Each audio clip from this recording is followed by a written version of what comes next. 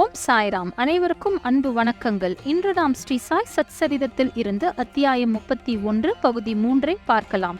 சென்ற பகுதிகளை கேட்க விரும்புவோர் கீழே டிஸ்கிரிப்ஷனில் கொடுக்கப்பட்டுள்ள லிங்கை கிளிக் செய்து கேட்கவும். இந்த அத்தியாயத்தின் கடைசி பகுதிக்கு வந்துள்ளோம். இந்த அத்தியாயத்தில் சென்ற பகுதிகளில் நாம் சாய்பாபா தம்முடைய பக்தர்களின் நலனுக்காக தங்களுடைய இறுதி காலத்தில் அவர்களை எப்படி நல்வழிப்படுத்தி அவர்களுக்கு எவ்வாறு நற்கதி அளித்தார் என்பதை பார்த்தோம். அவ்வாறே இந்த பகுதியிலும் மேகாவை பற்றியும் ஒரு புலியை பற்றியும் பார்ப்போம். தலைப்பு மேகா. நாம் முன்பு சென்ற அத்தியாயங்களில் மேகாவை பற்றி விரிவாக பார்த்துள்ளோம். அவர் சாய்பாபா மீது அதீத பாசம் கொண்ட தீவிர பக்தர் ஆவார். ஆனால் சாய்பாபாவிடம் அறிமுகத்திற்கு முன் பாபாவை ஒரு இஸ்லாமியர் என்றும் தான் ஒரு பிராமணன் என்றும் ஒரு இஸ்லாமியரிடம் செல்ல விருப்பம் இல்லாதவராய் இருந்தார். ஆனால் சீரடிக்கு வந்து சாய்பாபாவை பார்த்த பின்பு அனைத்தையும் புரிந்து கொண்டார். சாய்பாபாவே சாக்ஷாத் அவருடைய சிவபெருமான் என அறிந்து கொண்டார். மேகா இறந்த பின்பு கிராமத்தார் எல்லோரும் சவ ஊர்வலத்தில் கலந்து கொண்டனர். பாபாவும் அவர்களுடன் கூட சென்று மலர்களை மேகா உடல் மீது பொழிந்தார். சடங்குகள் எல்லாம் செய்யப்பட்ட பிறகு சாதாரண மனிதர்களைப் போல பாபாவின் கண்களிலிருந்தும் கண்ணீர் வெளிப்பட்டது.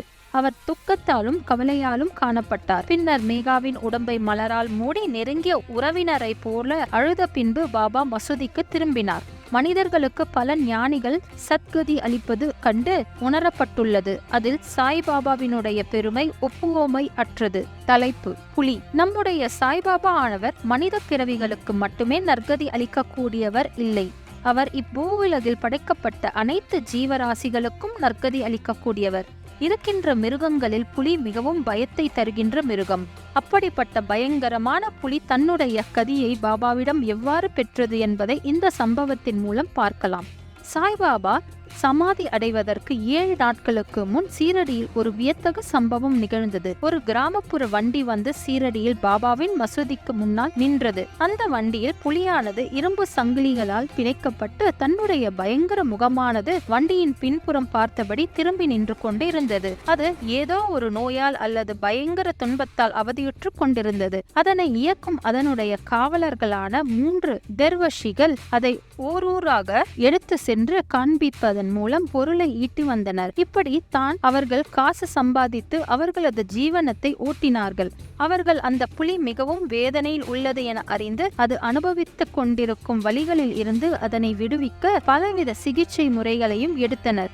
ஆனால் எதுவும் அவர்களுக்கு பயன் அளிக்கவில்லை. அனைத்தும் பலன் அற்றதாய் விட்டன. அப்போது அவர்கள் பாபாவின் புகழை கேள்வியுற்று மிருகத்துடன் அவரை பார்க்க வந்தனர். தங்கள் கைகளில் இருந்த சங்கிலியுடன் அந்த புலியை அவர்கள் கீழிறக்கி மசூதியின் கதவருகில் அதை நிற்கும்படி செய்தனர்.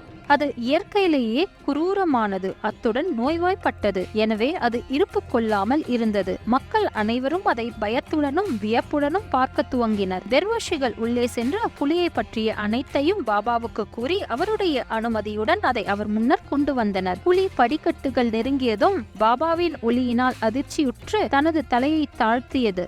பாபாவும் புலியும் சந்தித்து கொண்ட போது அது படியேறி பாபாவை பாசத்துடன் நோக்கியது. தனது வாளில் உள்ள மயிர்கொத்தை ஆட்டி அதை 3 முறை தரையில் அடித்து உணர்ச்சியுற்று சாய்ந்தது. அது இறந்தது கண்டு தெர்வஷிகள் முதலில் பெரும் சோகம் நிரம்பியவர்களாய் இருந்தனர். ஆனால் பக்குவம் அடைந்த எண்ணத்திற்கு பின் அவர்கள் தங்கள் நிலைக்கு திரும்பினர். புலி வியாதியால் பீடிக்கப்பட்டிருந்ததால் அது தனது முடிவை நெருங்கிக் கொண்டிருந்தது என்றும் அது மிகுந்த தகைமை உடையதாய் இருந்ததால் பாபாவின் பாதார விந்தங்களில் அவர் தம் முன்னிலையில் மரணத்தை சந்திக்கும் நிலை அடைந்ததென்றும் கருதினார்கள். அது அவர்களின் கடனாளி. கடன் தீர்ந்ததும் விடுதலையடைந்து தன் முடிவை சாயின் சரண கமலங்களில் சமர்ப்பித்தது. ஏதேனும் ஒரு ஜந்து ஞானிகளின் பாதங்களில் தலை தாழ்த்தி தன் முடிவை சந்தித்தால் அது நற்கதி அடைந்தாகிவிட்டது என்று அர்த்தம். அத்தகைய ஜந்துக்களை பொறுத்தவரை அவைகள் புண்ணியசாலிகளாக இருந்தாலன்றி எங்கனம் அத்தகைய மகிழ்ச்சிகரமான முடிவை எய்தவியலும். இதுவே சாய்நாதர் மனிதர்களுக்கும் விலங்கிற்கும் நற்கதி அளித்த சான்றுகளாம். இத்துடன் இந்த அத்தியாயம் முடிகிறது. மீண்டும் ஒரு புதிய அத்தியாயத்தில் சந்திப்போம். ஓம் சாய்ராம். ஸ்ரீ சாயே பணிக. அனைவருக்கும் சாந்தி நிலவட்டும். நன்றி, வணக்கம்.